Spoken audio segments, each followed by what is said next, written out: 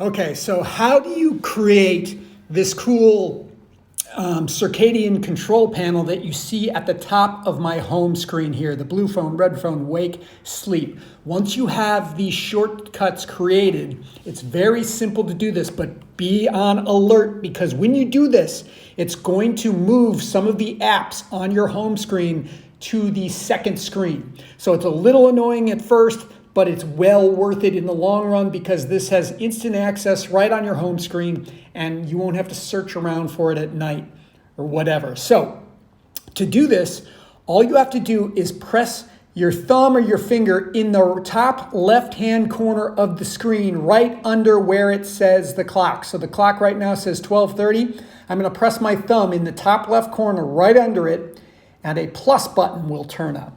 Now you just click on that plus button and in the search widgets, you type in shortcuts. And the shortcut app will pop up. Then you click on the shortcut app.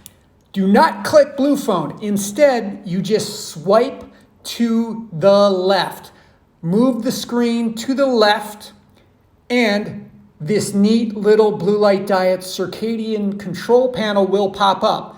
You just select that and then click the add widget button. I'm not going to do that right now because I already did it, but click the add widget button and boom, you will have the cool blue light diet circadian control panel on your phone right here like this. And like I said, it'll move those top two rows or one row of apps out of the way, and you'll have to reorganize it, but it's worth it in the long run. Okay, for more tips, tricks, just go to my page at bluelightdiet.com/links, and you'll find all the good stuff there.